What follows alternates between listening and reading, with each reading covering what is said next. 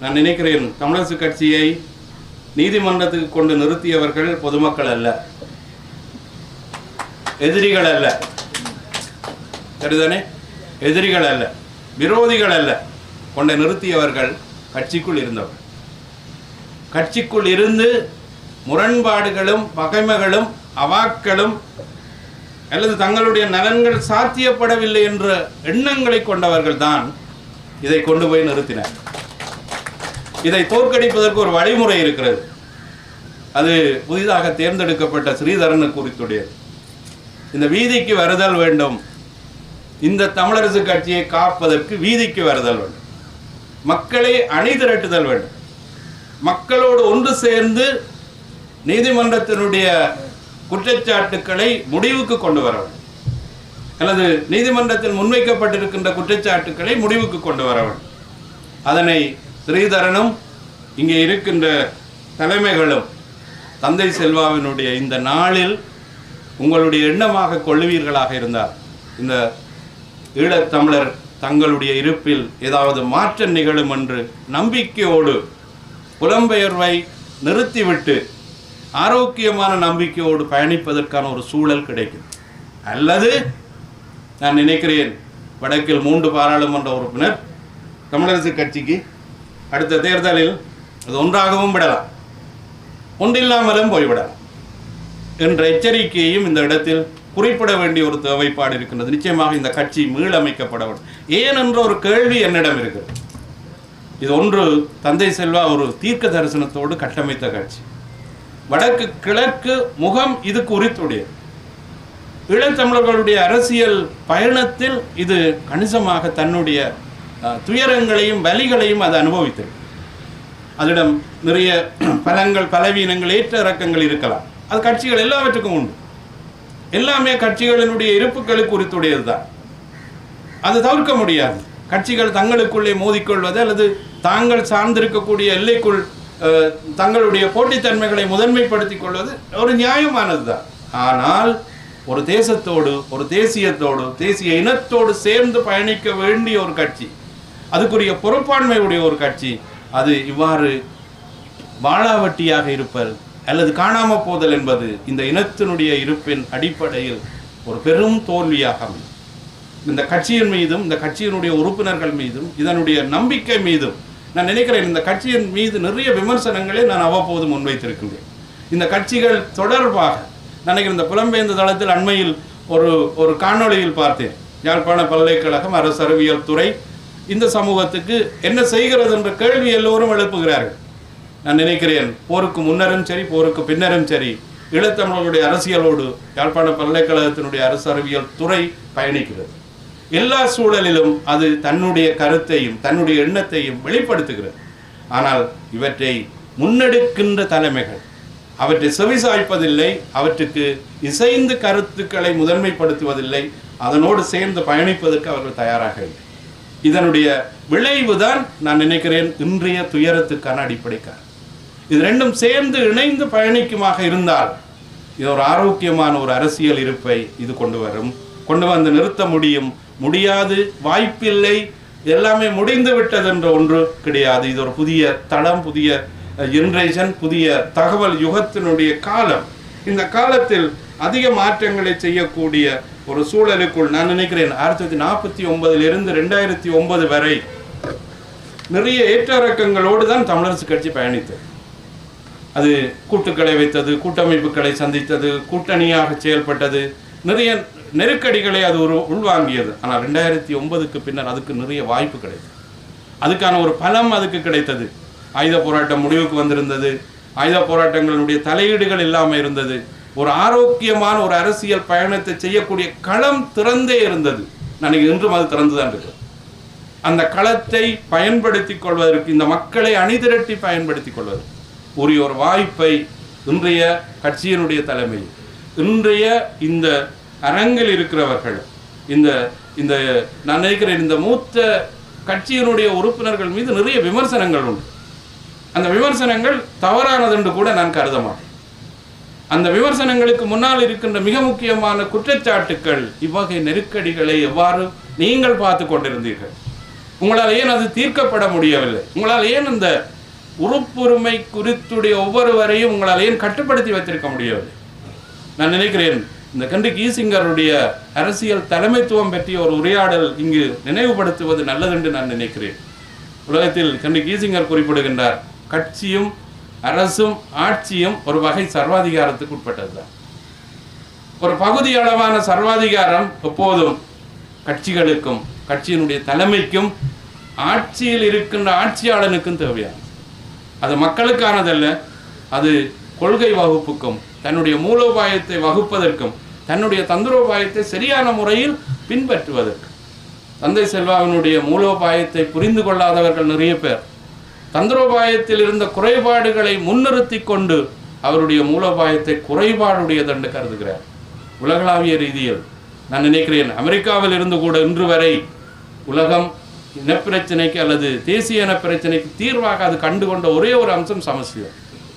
அந்த சமஷ்டியில் ஏற்ற இறக்கங்கள் இருக்கலாம், ஆனால் அந்த சமஷ்டியினுடைய மூல வேரை தந்தை எங்களிடம் விட்டு சென்றிருக்கிறார். அந்த தளத்தில் இருந்து இயங்க வேண்டியவர்கள் எல்லோரும் மூலோபாயம் தவறு, தந்திரோபாயம் தவறு, தந்தை செல்வா தவறு என்று விவாதிக்க பார்க்கிறார். நான் நினைக்கிறேன் அதுக்கு பின்வந்தவர்கள் அந்த தந்திரோபாயத்தில் விட்ட தவறுகள் தான் இன்றைய இந்த நெருக்கீடுகளுக்கு பின்னால் இருக்கின்ற அடிப்படை காரணங்கள் என்று குறிப்பிடுகின்றேன். ஆகவே நிச்சயமாக இந்த கட்சிகள் மீளமைக்கப்பட வேண்டும். கட்சிகளுக்கு ஒரு இளம் இரத்தம் பாய்ச்சப்பட வேண்டும். ஒரு புதிய தலைமுறைகள் இந்த கட்சிக்குள் உள்வாங்கப்பட வேண்டும். பெண்கள் தரக்கூடிய 52%, வடக்கு கிழக்கில் இருக்கின்ற பெண்களினுடைய தொகை 52%. உலகளாவிய ரீதியிலும் பெண்களுடைய தொகை 52%க்கு அதிகமானது. ஆண்களை விட அவர்கள் இந்த கட்சியினுடைய அங்கத்துவத்தில் அல்லது கட்சியினுடைய முதன்மைகளில் எங்கே இருக்கிறார்கள் என்பதும், இளைஞர்கள் எங்கே இருக்கிறார்கள் என்பதும், அடுத்த தலைமுறை எங்கே இருக்கிறது என்றதும் உங்கள் ஒவ்வொருவரிடமும் நான் முன்வைக்கின்ற கேள்வி. அந்த கேள்விக்கு நீங்கள் சரியான பதிலளிப்பீர்களாக இருந்தால் இந்த கட்சி இந்த மாதிரியான நிலையை கடந்து அது பயணிக்கும். இந்த கட்சி பயணிக்கின்ற சூழல் வருகின்ற போது ஈழத்தமிழன் வாய்ப்புகளை சரியாக பயன்படுத்திக் கொள்வார். ஈழத்தமிழனுடைய வாய்ப்புகள் உங்களுடைய கட்டமைப்பிலும் உங்களுடைய இருப்பிலும் தங்கி இருக்கின்றது. போராளிகள், விதவைகள், பெரும் பெரும் துயரங்களோடு அவர்கள் பயணிக்கிறார். ஈழ விடுதலை போராட்டத்தினுடைய 2 காலையும் 2 கையையும் இழந்தவர்கள் இந்த சமூகத்தில் இருக்கிறார். பல கால்களையும் கைகளையும் இழந்தவர்கள் இந்த சமூகத்தில் இருக்கிறார். பார்க்கிறீர்கள், நீங்கள் பார்க்கவில்லை என்று நான் குற்றச்சாட்டு சொல்லவில்லை. ஆனால் ஒரு திட்டமிட்ட, ஒழுங்குபடுத்தப்பட்ட, ஒரு நியதிக்குட்பட்ட, வரையறைக்குட்பட்ட, ஒரு தொடர்ச்சியான கண்காணிப்புக்குட்பட்ட ஒரு நியதியாக, நியமமாக அது பயணிக்கப்பட வேண்டும் என்பதுதான் என்னுடைய வேண்டுதல். கட்சிகள் தான் இந்த உலகத்தினுடைய எல்லா தேசங்களையும் கட்டமைக்கின்றது. இன்றைக்கு அமெரிக்காவினுடைய இருப்புக்கு யார் காரணம்னா அந்த குடியரசும் ஜனநாயக கட்சியும் தான். இந்தியாவினுடைய இருப்புக்கு நரேந்திர மோடியினுடைய வருகை ஒரு கட்சி சார்ந்திருந்தபடியினால் தான் அவரால் ஒரு பிரதமராக ஒரு சுபீட்சம் மிக்க ஒரு இந்திய தேசத்தை அல்லது பொருளாதார வளர்ச்சியில் 8.2% 2023 இறுதி 3 மாதங்களில் இந்தியாவினுடைய பொருளாதார வளர்ச்சி ஜிடிபி வந்து 8.2%. இந்த நிலைக்கு கொண்டு வருவதற்கு பின்னால் இருந்தது அந்த கட்சி தான். ஆகவே சமஷ்டி சார்ந்திருக்கக்கூடிய நியதிகளோடு தமிழரசு கட்சியினுடைய இருப்பு பயணிக்குவதற்கான அடிப்படைகளை அது கொள்ள வேண்டும். அது சமூகம் சார்ந்ததை தன்னை உள்வாங்கிக் கொள்ள வேண்டும்.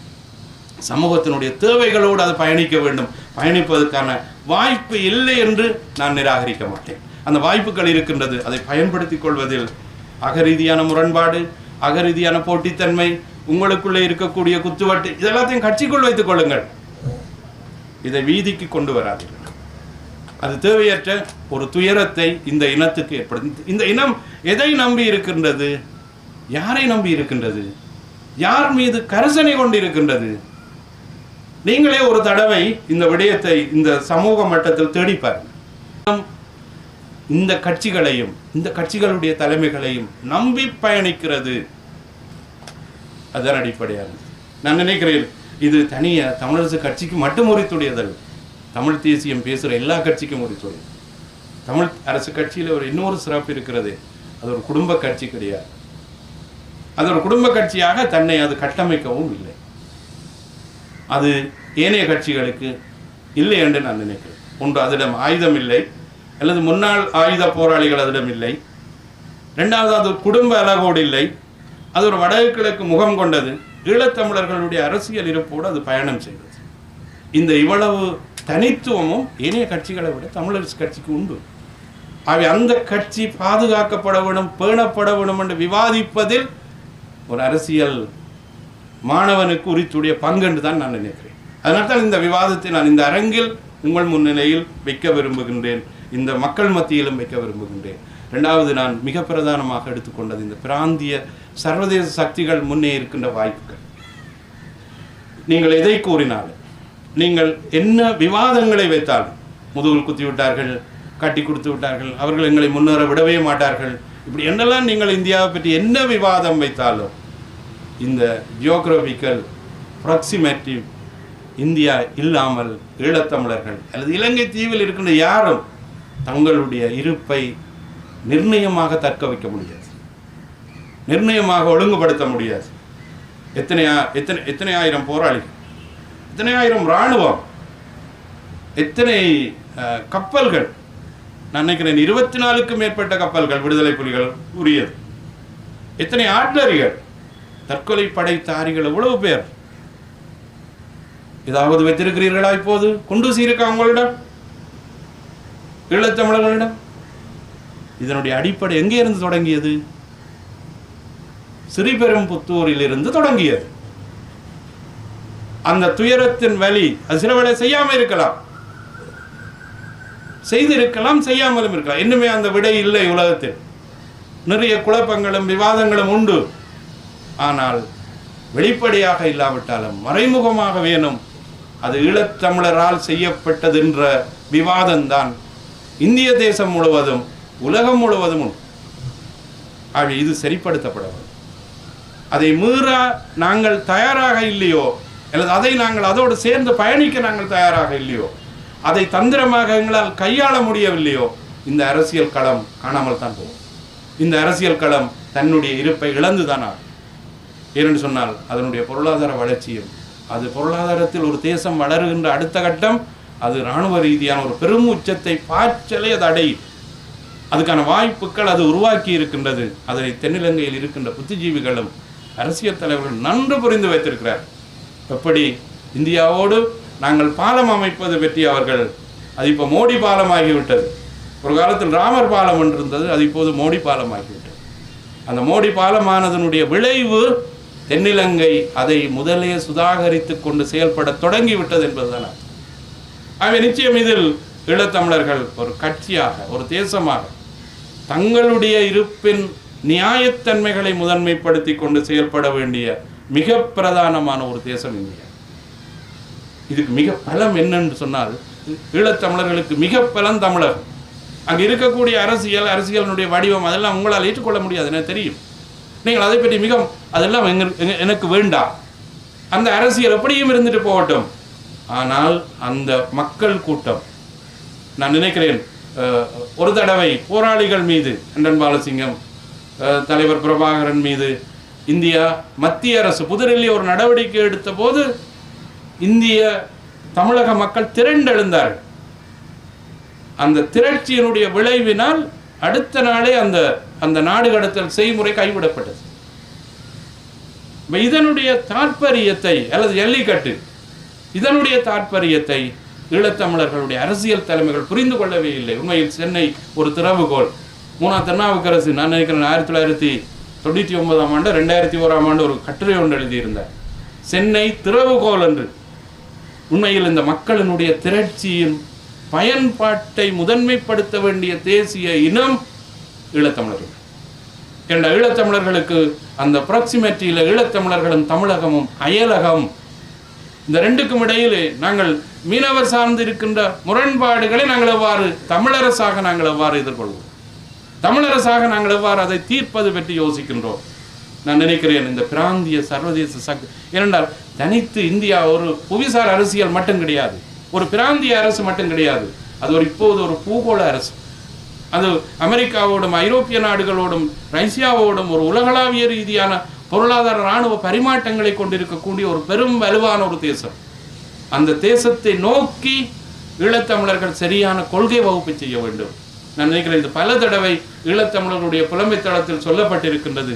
ஒரு சரியான ஒரு தீர்க்க தரிசனமான ஒரு நோக்கு நிலையில் ஒரு ராஜதந்திர செய்முறைக்குட்படுகின்ற ஒரு வெளியுறவு பாரம்பரியத்தை கட்டியமையுங்கள். அது கூடாக ஒரு ஆரோக்கியமான ஒரு அரசியல் இருப்பை சாத்தியப்படுத்த முடியும். நிறைவாக நான் நினைக்கிறேன், நான் ஒரு நீண்ட நேரம் உங்களோடு உரையாடிவிட்டேன். நிறைவாக ஈழத்தமிழர்கள் இப்போது தமக்கான உரிமையை பெறுவதற்கு தம்மை சரிவர தகவமைத்துக் கொள்ளக்கூடிய வரலாற்று கட்டாயத்தில் உள்ளனர்.